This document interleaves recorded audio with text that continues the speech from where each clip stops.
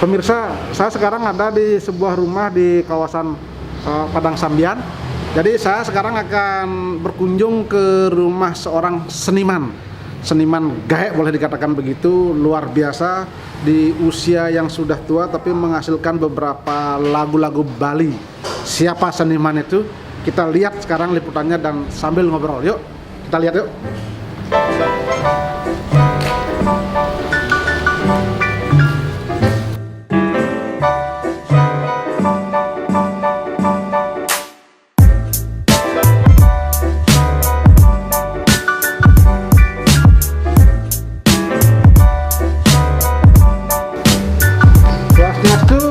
Patut. Swastiastu. Gimana kabar, sehat Patut? Ada sehat. Luar biasa. Oke, niki. Nah, Patut, saya ingin ngobrol-ngobrol sebenarnya sama Patut. Ini luar biasa sebagai seorang seniman ya. Ada waktu hari ini saya lihat santai sekali Patut. Santai niki, lagi santai niki. Lagi santai ya. Ya. Wah, luar biasa. Jadi pemirsa, ini seniman yang saya maksud tadi. Kita akan ketemu dengan Bapak Ketut Rocineng selaku seniman musik pop Bali. Jadi beberapa lagu sudah dinyanyikan dan kesehariannya sekarang adalah menjadi pejabat daerah juga. Kita ngobrol. Padahal kita lebih baik buka masker ya, ya. Ya, boleh. Jadi biar jelas suaranya. Ya. Ini Patut, saya lihat suasananya nyantai sekali. Ini kesehariannya memang seperti ini Pak ya? Memang begini, jadi kita sehari-hari di luar tugas dinas, jadi kita di rumah ada kebun-kebun kecil sedikit. Ya. Sambil ngisi waktu. Ya. Sambil mungkin belajar nyanyi untuk album berikutnya kayaknya ya? Ya, di sinilah kita buat inspirasi untuk bikin lagu gitu. Jadi kita tenang di sini duduk-duduk. Saya pikir Patut sudah pensiun kan dari BKD provinsi ya? Ya, kalau pensiun saya kan sebetulnya tahun 2019 sudah pensiun, tapi saya mendahului 2018. Karena saya nyalon DPRD provinsi. Sekarang menjadi anggota DPRD Bali. Provinsi Bali. Ya, pemirsa, ternyata Bapak Ketut Rocineng ini selain seorang seniman, musisi pop Bali juga seorang anggota DPRD Bali hasil pemilu 2019. Luar biasa nih, kita banyak sekali akan menggali dan bertanya-tanya. Boleh kita duduk pada dia? Ayo ngobrol. Ya, kita ngobrol sambil ngobrol ya. Duduk sini, ayo santai dulu. Nah, pemirsa, saya sekarang sudah duduk ngobrol-ngobrol dengan Pak Ketut Rocineng yang terkenal dengan Rocky and Band-nya. Tadi kita lihat beliau santai sekali sambil mencari inspirasi di saat mungkin di sela-sela sebagai seorang pejabat di DPRD Bali juga akan mengeluarkan album. Patut, ini kita lanjut lagi nih. Baik, ya. Saya lihat nih Patut punya beberapa lagu, sudah berapa album sampai sekarang ya? Kalau sampai sekarang lagu saya sudah di 2 album yang sudah launching. Di album ketiga ini rencana kan bulan ini September, pas ulang tahun saya bulan September, tapi karena ada pandemi COVID-19 ini saya mungkin undur beberapa minggunya gitu. Sudah siap lagu-lagunya sudah. Sudah siap. Berarti ini album ketiga. Wah, luar biasa nih kok seorang seniman pop Bali yang masuk seniman di saat gaek boleh dikatakan itu kok sudah 3 album, yang lainnya anak muda belum bisa loh 3 album Pak. Ini gimana ceritanya nih? Nah, ini dah saya sendiri heran ini. Saya sendiri heran. Termasuk arrangernya si DRT heran itu. Karena cepat sekali itu. Jadi saya bikin lagu itu. Satu malam ada inspirasi, satu malam saya kerjakan langsung, besoknya take vokal. Jarang orang begitu. Oh, ini Pak Tut yang langsung buat lagunya? Buat lagu itu. Oh, bukan orang lain yang buatkan, Pak Tut nyanyi? Jadi saya bikin lagu sendiri, saya nyanyi. Tetapi dari sekian album itu ada juga teman-teman yang supaya kolaborasi kolaborasi dengan genrenya dia, ahlinya dia bikin lagu biar ada tertampung juga dia. Itu jadi artinya tidak monopoli tidak monopoli. Kalau kita bikin sendiri bisa gitu. Tapi ngomong-ngomong, Pak Tut kok jadi seorang penyanyi Bali nih? Gimana ceritanya nih Pak? Jadi saya ini sebetulnya dari kecil itu tidak ada arah untuk jadi penyanyi. Karena saya dari kecil kan sudah miskin sekali, saya ditinggal orang tua itu. Jadi saya jadi penyanyi setelah tahun 2015 Pak. 2015. Jadi baru 5 tahun saya, dan itu dadakan Pak.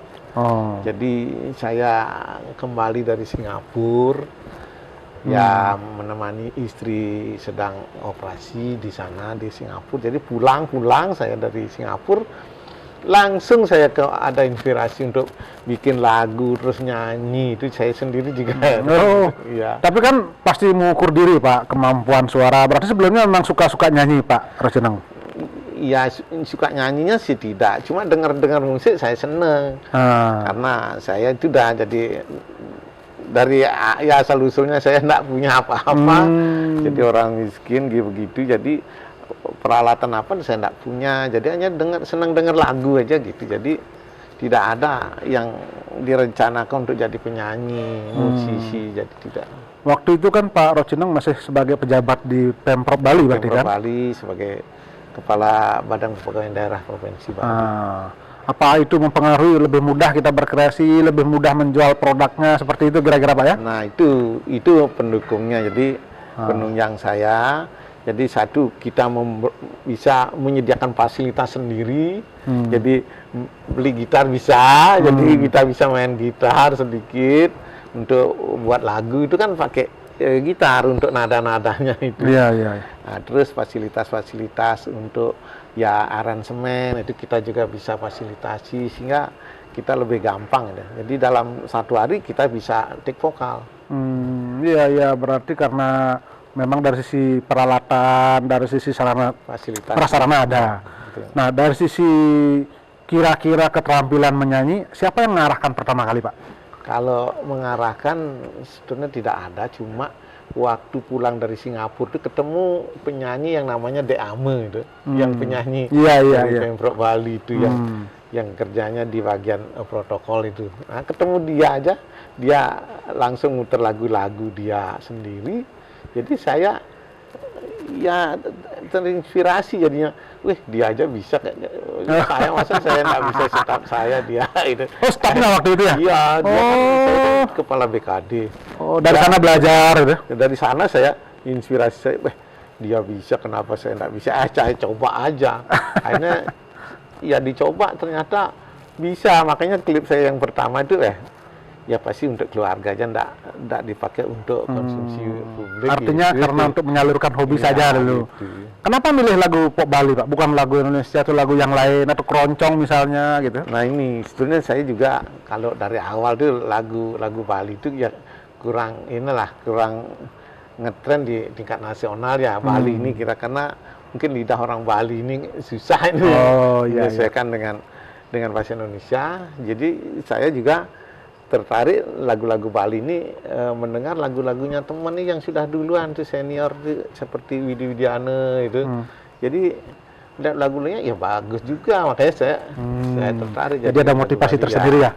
Baik Pak, kita hentikan dulu sejenak ya. Dan pemirsa, kami akan kembali nanti setelah pariwara berikut ini.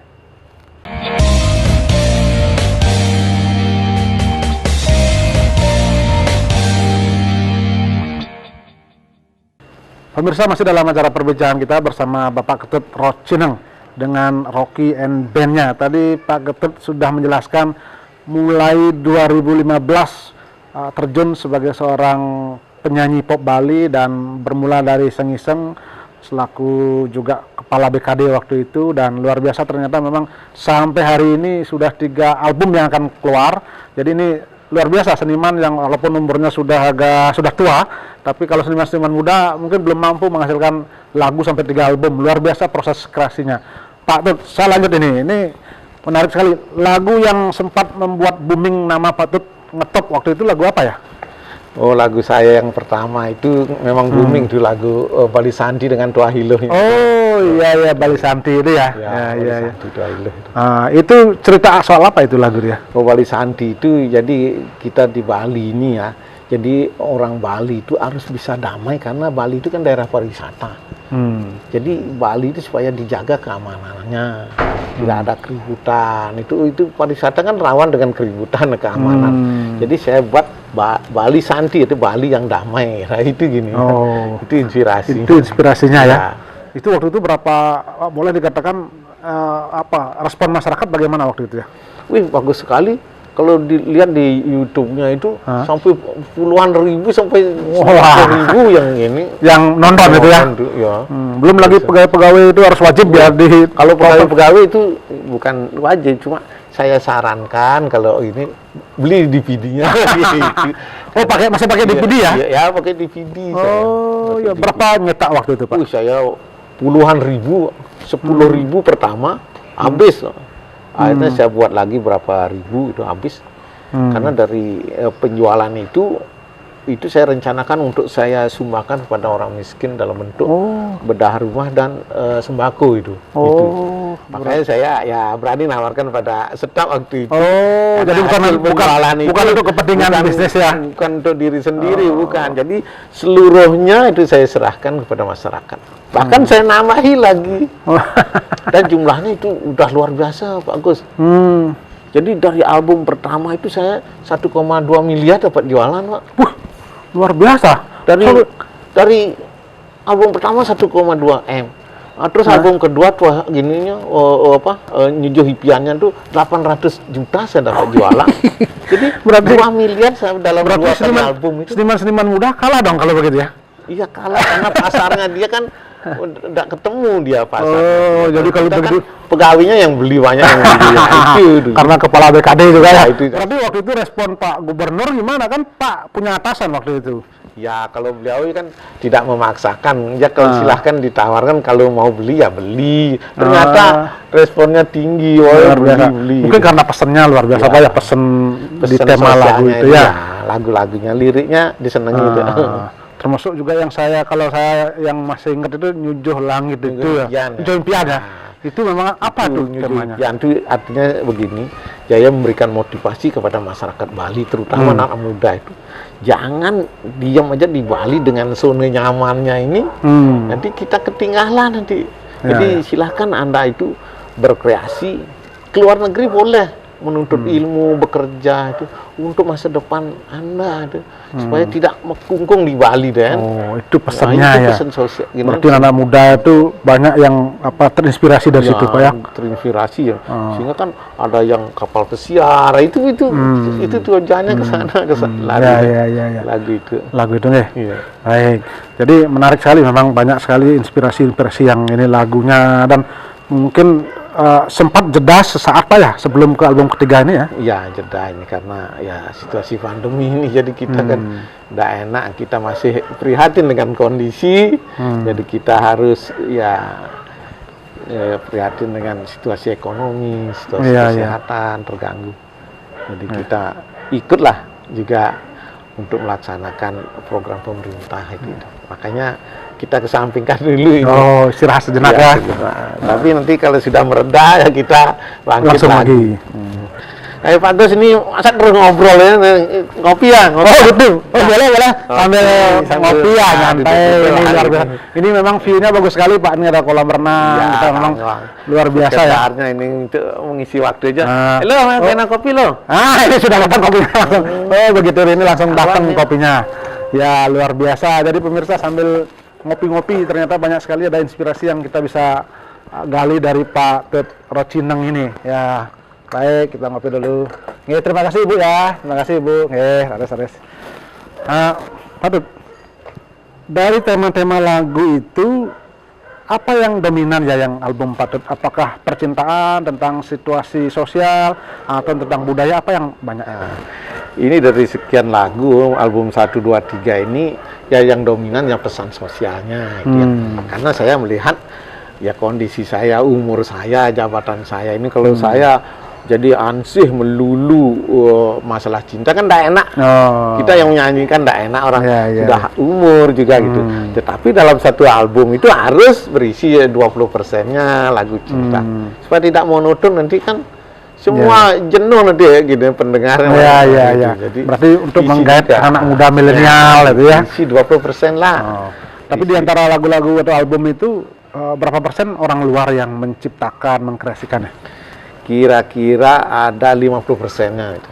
Ada 50%. Dan itu teman-teman semua merata saya ya libatkan supaya dia punya pasar juga. Oh, Jadi iya, tujuan iya. saya sosial juga dan ekonomi Oh. juga. Jadi pencipta lagu itu saya suruh, kamu buatin lagu saya satu ini, satu semua sampai Dewa Mayura, Repeni, si Ari Kencana, De Arte, terus Pranajaya, semua saya minta satu. Berarti banyak punya seniman juga ya berkolaborasi. Biar juga dia selaku pencipta dia punya pasar gitu. Biar kan kalau Apa sebetulnya kelebihan ketika kita menjadi seorang penyanyi, Pak Tut kan pejabat bahkan sekarang di DPRD Bali, apa kelebihannya dengan menjadi seorang penyanyi Bali dia? Nah, ini kelebihannya ini satu kan sudah jelas popularitas kita naik ya. Jadi semua Kenal kita ya. Jadi karena di tayangan di televisi, di radio itu diunggah-unggah itu. Jadi pertama popularitas. Jadi kemana saya ini banyak sekali yang mengenal saya. Lebih dikenal dengan nama Master Rocky. Ya, Rocky. Oh, Ya, itu. kenapa kok Rocky bukan?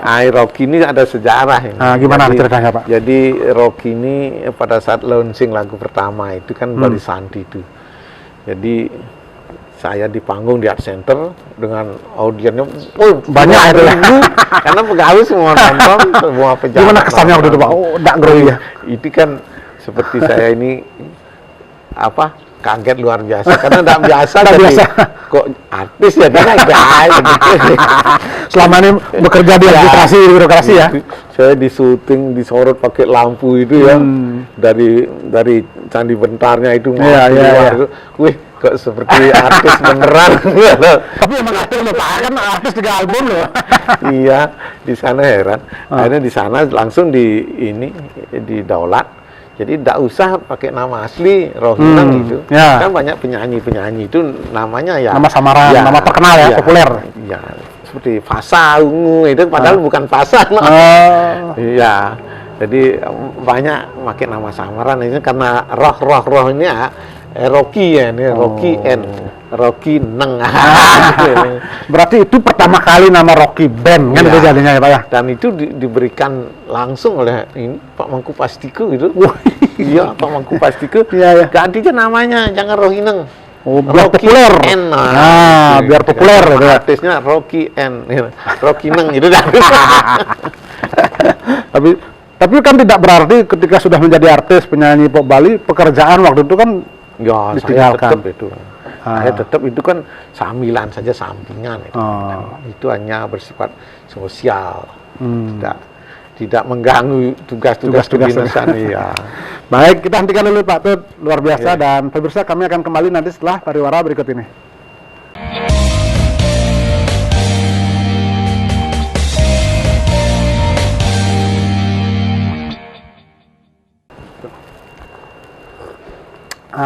Pemirsa, sambil kita ngopi dengan Pak Ketut Rocineng, jadi kita lanjutkan perbincangan kita, ngobrol-ngobrol kita. Tadi Pak Ketut Rocineng ternyata sekarang memang sudah menjadi artis. Luar biasa 3 album dan hasil penjualan albumnya juga luar biasa, sampai 2 miliar lebih itu, dan itu sebagian besar disumbangkan untuk kegiatan sosial. Seluruhnya, Pak? Seluruhnya ya, ternyata seluruhnya disumbangkan untuk kegiatan sosial. Ini memang inspirasi buat kita selaku generasi muda bahwa berkesenian pun ternyata bisa untuk bersosial. Nah, Pak Tut, ini sekarang kan banyak sekali anak-anak muda yang terjun sebagai penyanyi, musisi. Mereka kadang-kadang tidak bisa sepenuhnya full di situ karena memang dianggap seniman itu tidak bisa untuk menjadi penghidupan. Kalau menurut Pak Tut gimana itu? Nah, ini kalau kita bicara artis-artis Bali ini ya. Jadi saya lihat teman-teman itu tidak bisa hidup dari mengandalkan penjualan album DVD itu tidak bisa. Ya bisa. Satu jualnya harganya murah, yang kedua ada banyak bajakan itu persoalannya. Nah, terus yang kedua dia bisa hidup kalau dia bisa manggung-manggung gitu. Jadi istilahnya off air itu jadi di sana nyari uang. Ya, di sana nyari uang. Iya. Ke desa, masuk desa ke desa itu. Mungkin dengan adanya pemasukan iklan atau sponsor gitu Pak ya. Itu. Tapi kalau mengandalkan dari karya penjualan DVD itu sudah nggak mungkin. Susah, nggak bisa hidup orang harga album itu DVD itu satu kaset itu hanya 20.000 gimana. Kalau bikin lagu itu, bikin satu lagu atau album itu berapa habis biasanya Pak ya? Kalau kita bicara album ya sederhana sekali ya.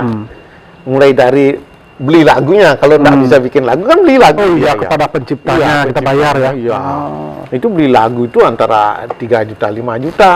Kalau yang standar, kalau lagunya bagus-bagus bisa 7,5 juta gitu. Satu lagu. Satu lagu. Kalau kita tidak bisa bikin lagu itu. Terus dari itu kan ada biaya video klipnya itu. Ada video klipnya kalau misalnya standarnya pakai drone itu ya bisa 7,5 satu.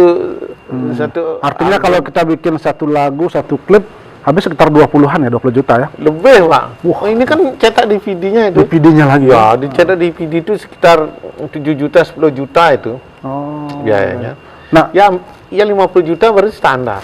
50 nah juta. itu mungkin menyebabkan generasi muda kita kadang-kadang tidak bisa berkembang, Pak ya, Ya, kalau sama. dari sisi itu. Nah, sekarang dengan adanya kemajuan teknologi kan, Pak, bisa di channel-channel kanal-kanal tertentu kan bisa itu. Nah, itu sekarang kan mulai itu digerakkan, ada teman-teman yang masuk YouTube itu masuk. Jadi ya lagu-lagu yang hit itu banyak yang ini itu kira-kira ya hampir tiap bulan itu ada penghasilan 12 juta itu menurut informasi teman-teman.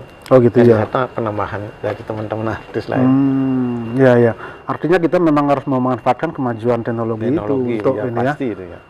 Kalau pandangan Pak Tut sendiri ke depannya seperti apa ya musisi kita penyanyi lagu pop Bali ini ketika melihat perkembangan teknologi seperti ini ya? Kalau lihat perkembangannya, jadi kita ya pasti lebih maju dari yang dulu itu. Kita kan sudah sekarang lagu-lagu kita ini sudah hampir nasional juga. Jadi banyak yang ngerespon dari daerah-daerah lain itu. Lombok ini lagu kita, Banyuwangi itu kan banyak yang artinya jangan minder lagi menyanyi pop Bali kan gitu ya.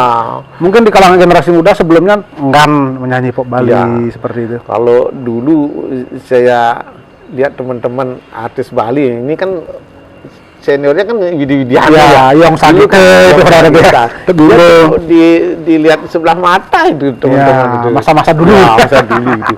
Tapi sekarang udah berkembang jauh sekali dan kualitas lagunya juga ya sama dengan nasional juga. Ada popnya, ada reggae, bahkan ada yang jadi sudah masuk ke generasi milenial.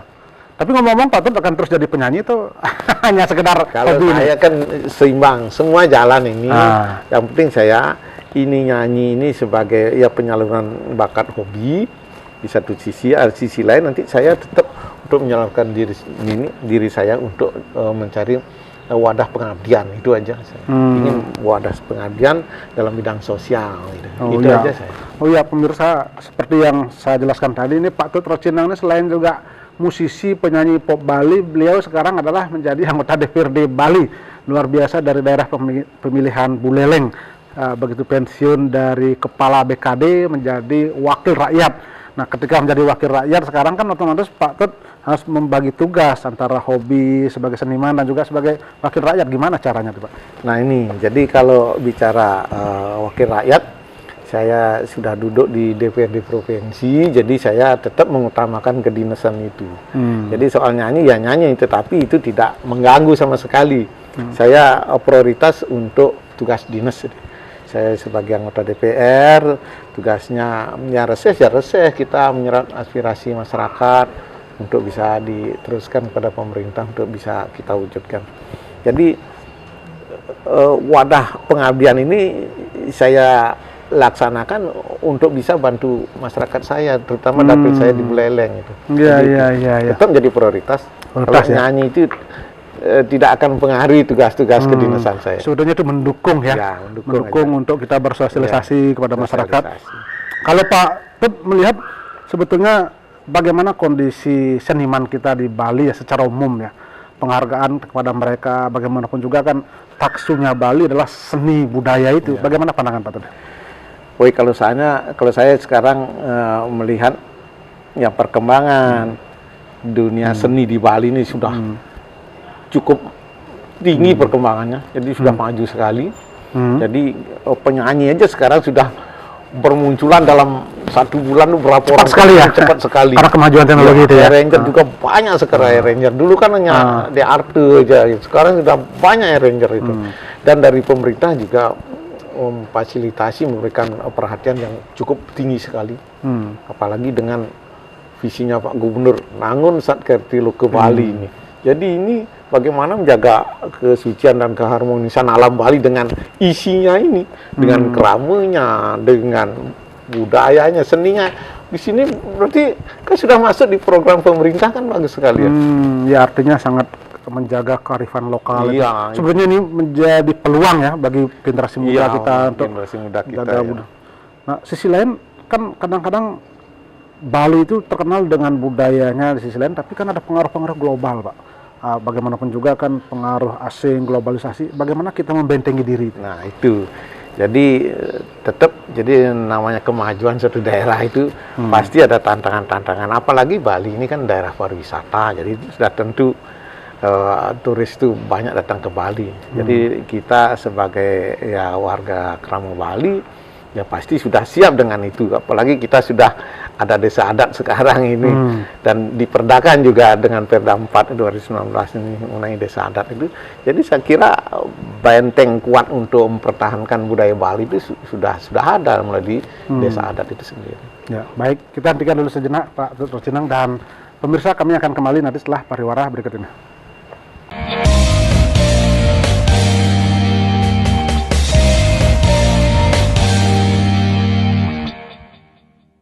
Pemirsa, masih dalam acara perbincangan kita bersama Pak Ketut Rocineng selaku penyanyi pop Bali. Tadi beliau sudah bercerita bagaimana seorang pejabat juga sebagai anggota DPRD, wakil rakyat, membagi perannya antara seorang seniman dan juga sebagai wakil rakyat, dan bagaimana pandangannya kepada seniman-seniman dan seni daerah yang ada di Bali, khususnya berkaitan dengan penghargaan sebagai seorang seniman Bali. Pak Ketut, saya lanjut. Ngomong-ngomong, Pak Ketut juga selain seniman, selain juga sebagai pejabat wakil rakyat sekarang, juga saya lihat banyak sekali aktivitas olahraga yang digeluti ya, mungkin sebagai ketua-ketua seperti itu. Iya. Baik, jadi Pak Agus, jadi sampai saat ini saya masih memegang ketua umum di Forki Bali dan ketua umum Pelti Bali. Jadi dua cabang olahraga ini saya duduk sebagai ketua umum. Jadi apa sebabnya saya masuk di dunia organisasi olahraga ini, karena saya sendiri ya senang olahraga itu, jadi olahragawan juga. Jadi dulu ya seorang karateka juga gitu. Jadi saya jadi ketua umum Forki Bali ini. Sampai saat ini masih jadi. Masih aktif ya? Masih aktif. Apa pandangan Pak Ketut berkaitan dengan olahraga kita di Bali? Saya ingin memotivasi bagaimana dengan kepemimpinan yang saya miliki, supaya bisa nanti untuk olahraga Forki Bali ini bisa ya berkembang maju dan prestasi untuk daerah Bali. Nah, buktinya dari sekian tahun saya memegang karate Bali ya di Forki Bali. Jadi baru PON ke 16 di Bandung kita juara 1, dapatkan emas ini untuk karate. Jadi selama ini Bali tidak pernah masuk semifinal, belum Berapa pernah. dapat medali waktu itu, Pak? Medali emasnya 1, ya, tapi ada perak dan perunggunya. Oh, dapat juara 1 ya? Satu-satunya ini periode kepengurusan Forki Bali ini mendapatkan medali di tingkat nasional itu. Iya. Apa yang menyebabkan kalau kita selama ini mungkin olahraga khususnya di Bali mungkin tidak terlalu baik atau berprestasi di tingkat nasional ya? Ini kalau saya khusus di cabang olahraga saya itu Pelti dan Forki Bali. Jadi yang menjadi kendala atau masalah itu prestasi kita. Jadi kita tryout-nya itu kurang, Pak. Jadi kita jago di kandang sendiri gitu istilahnya, Pak. Jadi kita memang jago tapi di kandang sendiri, seperti tenis. Jadi kita megang ketua umum tenis Bali. Jadi sampai saat tidak pernah ke final, tidak pernah, Pak. Kita paling di urutan ke-6, ke-8 itu secara nasional. Belum pernah kita. Karena kita punya atlet-atlet itu ya sederhana sekali, dari kalangan yang tidak mampu itu. Kita harus, karena itu perlu biaya, Pak ya? Perlu biaya itu kita. Jadi memberangkatkan atlet ke luar negeri itu kan biayanya tinggi ya. Nah, sedangkan dukungan dari pemerintah kan terbatas ya, tidak banyak, tidak seluas yang kita butuhkan, itu sebanyak yang kita butuhkan. Jadi kita pengurus-pengurus ini gotong royong untuk memberangkatkan ke Singapura, ke Malaysia untuk tryout ini perlu biaya tinggi. Di sana persoalannya juga, Pak. Iya. Nah, ketika olahraga boleh dikatakan mungkin perlu biaya besar, kemudian dana pemerintah sangat terbatas. Ini mungkin yang menyebabkan motivasi olahragawan kita mungkin tidak begitu optimal ya untuk berprestasi seperti itu. Ya khusus di olahraga ini tenis dan di hoki itu persoalannya. Jadi kita berapa tahun membina olahraga atlet-atlet kita itu kita sudah ikuti PON bisa kita kita meraih medali itu. Tapi di atas PON itu apa ada SEA Games itu udah susah karena kita harus tryoutnya ke luar negeri itu, tidak di dalam negeri lagi tryout atlet itu. Secara kualitas atlet Bali memang bagus-bagus Pak. Dari fisiknya saya lihat karate itu, saya punya body, saya punya coki itu, fisiknya bagus-bagus sekali. Tapi setelah ya kita keluar daerah dan di tingkat nasional juga karena saingannya ya DKI dan Jawa. Mungkin dia penunjang sarana penunjangnya luar biasa ya, lebih ini ya. Jadi kita ya syukur bisa masuk si Coki sama si Budi Kertiase itu tingkat nasional. Itu Dengan kondisi itu apa kita harus berputus asa atau mungkin ya kayaknya sulit untuk berkembang olahraga Bali? Nah, kalau putus asa saya kira tidak ya, kita terus berupaya mencari jalan keluar ini bagaimana atlet-atlet Bali ini bisa meraih medali atau prestasi yang lebih tinggi di tingkat nasional maupun internasional. Tetapi perkembangan menunjukkan prestasi atlet kita sudah luar biasa. Silat, judo, tarung derajat itu medali-medali semua itu. Karate itu semua medali-medali, Pak. Jadi saya optimis ke depan ini memang prestasi atlet kita bagus-bagus. Tinggal sekarang bagaimana membuat kaderisasi. Setelah ini, setelah Coki, setelah Budi ini siapa lagi ya? Itu yang susah itu. Kita harus persiapkan kaderisasinya di sana. Jadi berapa tahun Pak jadi ketua Forki, ketua PLT itu ya? Kalau saya di ketua Forki dan PLT sudah memasuki periode kedua saya ini. Sudah lama ya, sudah lebih dari 5-6 tahun saya. Nah, itu berarti kan itu pengorbanan dana dan waktu Pak. Itu akan itu terus dilakukan itu?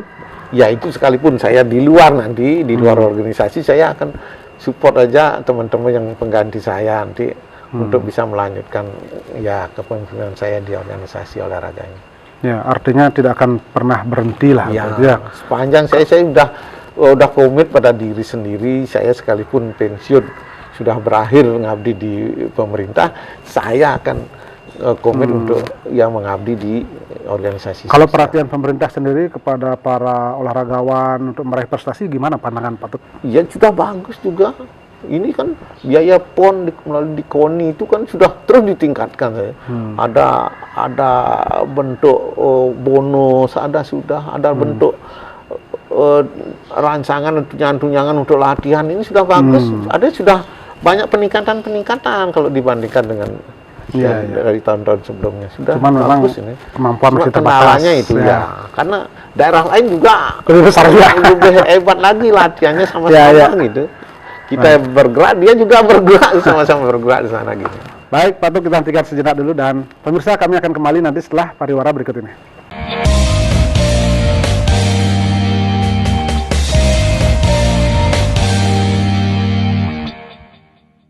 Pemirsa, masih dalam acara perbincangan kita dan tadi dengan Pak Ketut Rocineng kita sudah bicara mulai dari seorang musisi pop Bali, kemudian bagaimana pengabdian sosialnya kepada masyarakat, menjadi wakil rakyat, dan pada tadi perbincangan adalah sebagai ketua beberapa cabang olahraga di Provinsi Bali. Luar biasa pengabdiannya, dan saya melihat pandangan Pak Ketut sekarang selaku masyarakat Bali, selaku wakil rakyat, selaku seniman, bagaimana Bali ke depannya, karena bagaimanapun juga di saat seperti sekarang kondisi pandemi seperti ini luar biasa, pariwisata kita seolah-olah mati suri itu.